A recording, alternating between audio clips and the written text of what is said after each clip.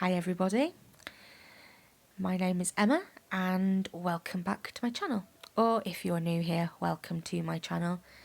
I hope you're all okay, and today I am going to be reading chapter 1 of Girls in Tears by Jacqueline Wilson. This is the 4th instalment of the girls' stories.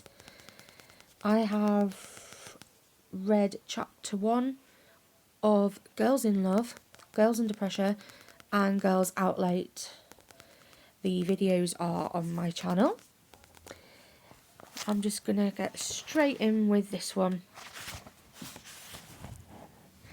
Chapter 1. Girls cry when they're happy. You'll never ever guess what. I'm so happy, happy, happy. I want to laugh, sing, shout, even have a little cry. I can't wait to tell Magda and Nadine. I go down to breakfast and sip coffee and nibble dry toast, my hand carefully displayed beside my plate.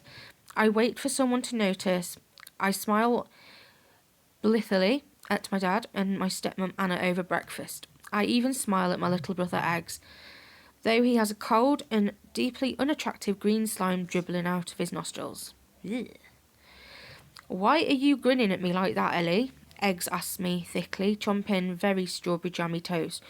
We've run out of butter, so Anna's let him have double jam instead. Stop looking at me. I don't want to look at you, little runny nose. You are not a pretty sight. I don't want to be pretty, says Eggs, sniffing so snortily that we all protest. For goodness sake, son, you're putting me right off my breakfast, Dad says, swatting at Eggs with his guardian. Get a tissue, Eggs, says Anna, sketching manically on a pad. Okay, maybe it's too much to expect Dad and Eggs to notice, but I was sure Anna would spot it straight away. There aren't any tissues, Eggs says triumphantly, breathing in and out to make his nose bubble. God, no, that's right. I didn't get to Waitrose yesterday, says Anna. Okay, Eggs, use loo roll instead. I haven't got any, says Eggs, looking round as if he expects Andrix puppies to trot right into our kitchen, trailing toilet paper like the adverts. What's that you're drawing, Mum? Is it a rabbit? Let's look. He pulls at Anna's paper. Anna hangs on. The paper tears in two. Oh, for God's sake, Eggs, I've been working on that wretched bunnies in bed design since 6 this morning, Anna shouts. Now go to the loo, get some paper and blow your nose this instant. I am sick of you. Do you hear me? Eggs sniffs, startled. He gets down from the table and backs away worriedly. He's still holding half the piece of paper. He drops it guiltily and rushes to the door, his mouth wobbling. We hear him crying in the hall. He's crying, Anna, says Dad. I know, says Anna, starting to sketch on a new piece of paper. What's the matter with you? Why be so snappy with him? He only wanted to look, says Dad, folding up his newspaper. He stands, looking martyred. I'm going to comfort poor little Eggs. Yes, you do that, says Anna through gritted teeth. He is actually your son too, though when he woke 5 times in the night with his stuffed up nose, I seem to remember you remained happily snoring. No wonder his nose is stuffed up if the poor little kid can't blow it. Why on earth have we run out of everything like tissues and butter? I would have thought they were basic domestic necessities. Yes, they are, says Anna, still drawing, but her hand is trembling. And they generally appear as if by magic in this house because one of us slogs off to the supermarket every week. I can't stand this. My happy bubble is on the brink of bursting. My magic hand clenches. What's the matter with Dad and Anna and Eggs? Why won't they lighten up? Why can't Dad offer to do the weekly shop? Why can't Anna watch her tongue? Why can't Eggs blow his sniffly little nose? Why does it all have to turn into a stupid scene with Dad shouting, Anna near tears, Eggs already howling? I'm the teenager. I'm the one who should be shouting and shrieking all over the place. Yet look at me. I'm little Ellie, ever so effervescent because... because. I stretch out my hand, fingers extended, with a totally obvious gesture. Anna looks up. She looks at me. She looks at my hand, but her blue eyes are blank. She can only see her boring bedtime bunnies. I grab my rucksack and say goodbye to Anna and Dad. They hardly notice me. I find Eggs drooping in the downstairs toilet and give him a quick hug. Big mistake. He leaves a little slime trail on my school blazer where he has snuffled his nose. Then he looks up at me. Why are you being nice to me, Ellie? He asks suspiciously. It's a waste of time acting Miss Sweetness and Light in my family. I might as well just be mean and moody. Okay, well, when I come back home, I'll be very, very nasty. I hiss at Eggs, baring my teeth and making strangling movements with my hands. He giggles nervously, not quite sure whether I'm joking. I reach out to ruffle his hair, but he ducks. I smile at him and rush off, not wanting to listen to the row in the kitchen a second longer. Dad and Anna have started to act almost as if they hate each other.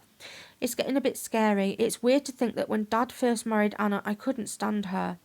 I'd have given anything to break them up. I thought Anna was all that's awful. I was just a little kid. I wasn't ready to be fair. I hated her simply because I felt she was trying to take my mum's place. Mum died when I was little. I still think about her every day. Not all the time, just in little wistful moments, like I like to talk to her inside my head and she talks back to me. I know it's just me, of course, but it's still a comfort. I used to think that every time I went on a shopping trip with Anna or curled up on a sofa with her to watch Friends, I was being grossly mean and disloyal to Mum. It made me feel so bad, and then I'd turn on Anna and make her feel bad too, but now I can see how skewed that sort of thinking is. I can like Anna lots and still love my mum. Simple. After all, I've had two best friends forever and a day, and I don't fuss whether I like Nadine or Magda best. I like them both. They like me, and I can't wait to show them.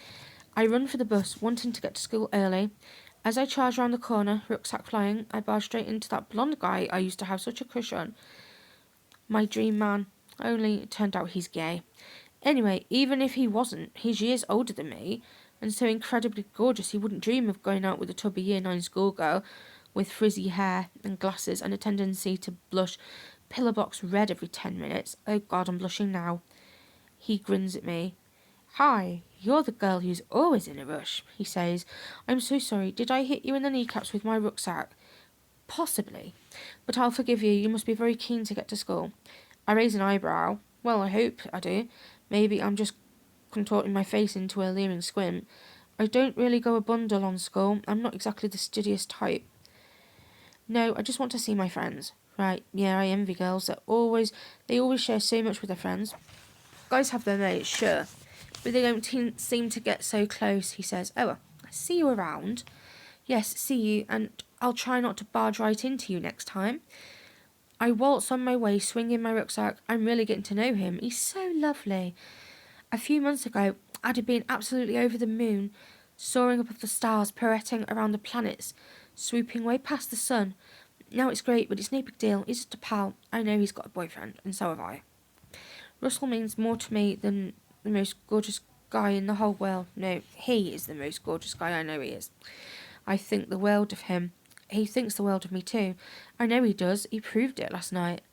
Wait till I tell Magda and Nadine. I run and catch the bus and get to school so early they're not there yet.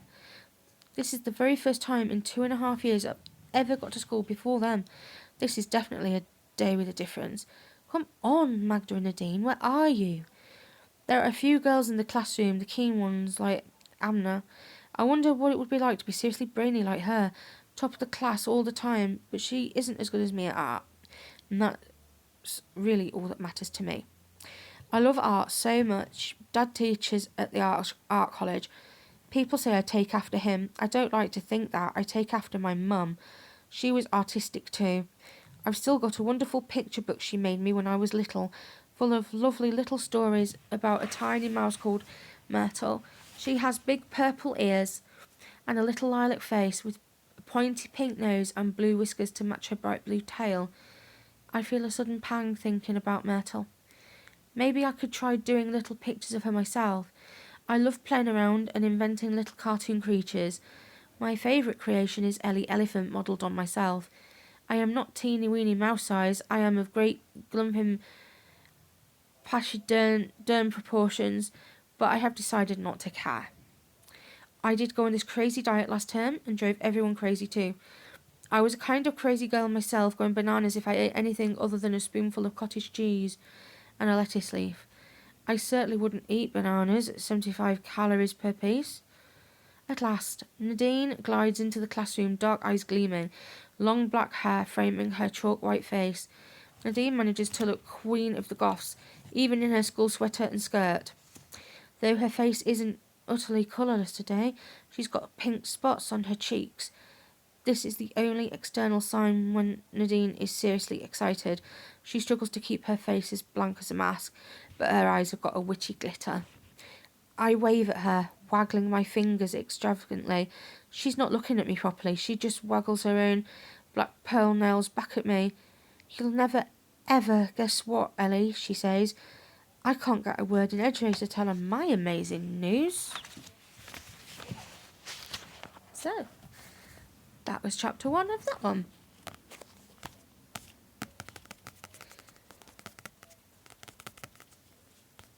As it was such a short chapter, I'll read chapter 2. This is so typical of Nadine. I love her dearly, but she always has to upstage me. When we were tiny girls, I was thrilled to get my first ever Barbie doll, the standard little girly version. Nadine got a special collector's Queen of the Night Barbie with long hair and a beautiful deep blue dress.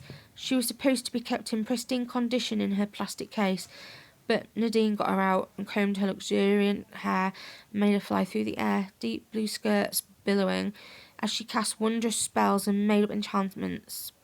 My own homespun everyday Barbie couldn't possibly compete. Nadine's Queen of the Night Barbie wouldn't make friends with mine. She said she was too much dull and boring, unable to do the simplest spell.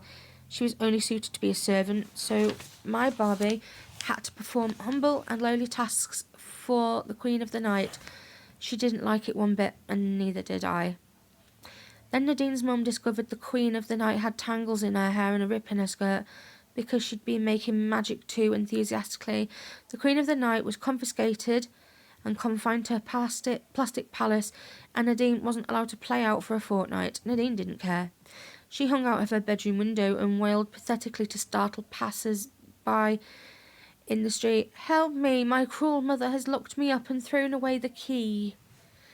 I was allowed my very first pair of clumpy high heels to wear at the school disco when I was 10, but Nadine came with real pointy goth boots with spiky stiletto heels. She fell over 3 times while we were dancing, but she still managed to look incredibly cool. It's been worse since we started secondary school. Nadine had the first period, the first kiss, the first serious boyfriend. Liam is a total jerk, but he is good looking, and he's 18. They broke up because Nadine found out all the bad things about him, but she still seems to think about him wistfully until today.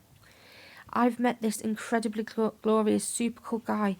He's like my ideal dream man, Ellie, just so ultra perfect. I almost feel I've made him up. She raises one eyebrow at me. She does it perfectly. She's insinuating that some people tend to fantasize about boyfriends and end up telling their friends whopping great lies. Some people, like me. I got a bit carried away before when Nadine announced she was going out with Liam. Plus my other best friend, Magda's so drop dead gorgeous. She can always get any boy she wants. I felt so left out that I started spinning this tale about Dan, an extremely irritating boy I met on holiday in Wales, making out he was Mr. Perfect. Then, when I started, I couldn't stop. Oh, it's such a wondrous relief not to have to do that anymore. I don't have to pretend about Russell. And now, I look down at my hand. I spread my fingers wide. Ellie, are you listening to me? Nadine asks. And why are you wearing that tacky freebie kids ring? My head jerks as if she slapped me. I take a step backwards, unable to believe she said it. Nadine's my friend. How can she hurt me so? I stare at her until her white face and long black hair start to blur. Ellie, what is it? Are you crying? Nadine says. No, of course not, I insist, as a tear rolls down my cheek. Oh, Ellie, what have I said?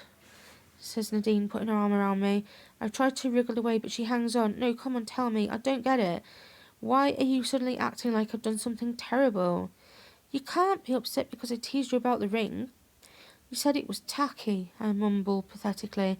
It is tacky, says Nadine. Natasha's worn hers for days, and her fingers are gone all green. I told her she'd get gangrene and that her whole arm would go bad unless she had a finger chopped off immediately. Natasha pretended to be scared and told Mum and cried. Well, she was just pretending, not real tears, not like you, Ellie. Nadine reaches out and very gently wipes away the tear. Natasha's got a ring like mine, silver with a little love heart design. It's not real silver, dopey. You didn't buy it, did you? It was taped onto the front of this new kids magazine, Love Hearts. No, I didn't buy it, I whisper. Russell gave it to me. It had been so romantic. Russell came round to my house last night. We're not really supposed to see each other on Thursday nights, just Friday and Saturday, because of boring old homework in the evenings, and Russell has to get up horribly early every morning to do his paper round. So he didn't go out and choose my ring specially. He saw it in the newsagents when he was collecting the papers for his round and ripped the freebie ring off one of the kids' comics. Russell gave you a Love Hearts comic ring, says Nadine. She doesn't say any more. She doesn't need to. I don't like her tone one little bit. She's never really liked Russell. I just can't help wondering if she's just a weeny bit jealous. Nadine always seems to get wild, weird boys who treat her like dirt.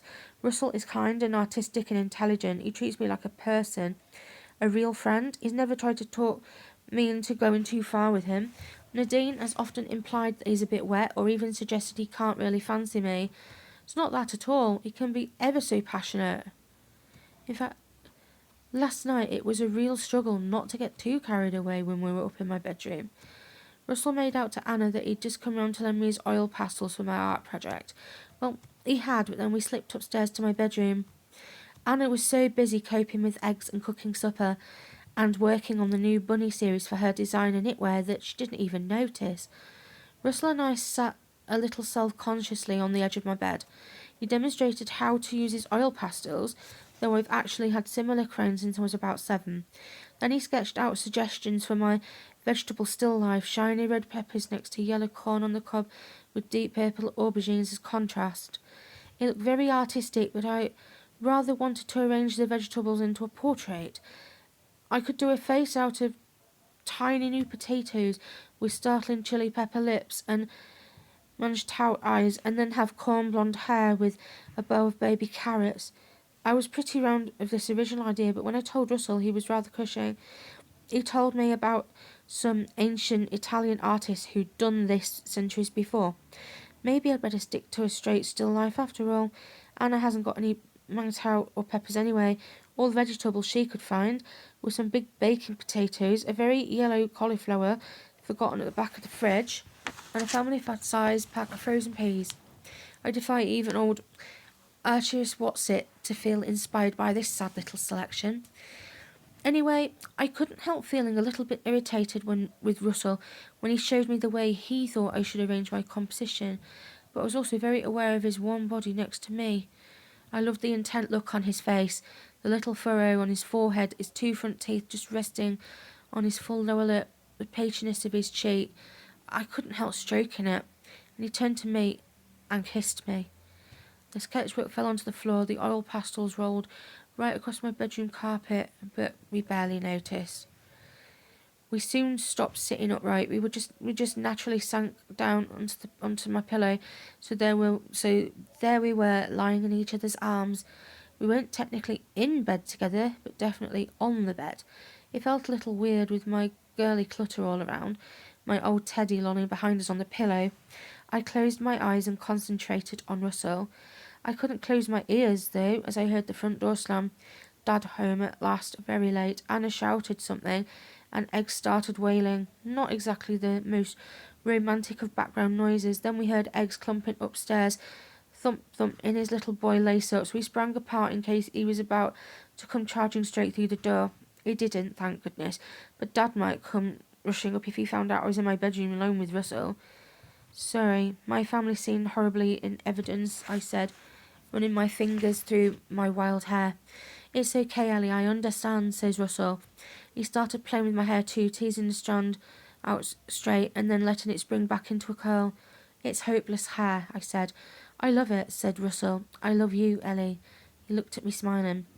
Which reminds me, I've got a little present for you. He felt in his pocket and brought out a tiny round package of pink tissue. I thought ring right away. Then I thought, no, don't be so ridiculous, Ellie. Of course it couldn't be anything as incredibly exciting and romantic as a ring.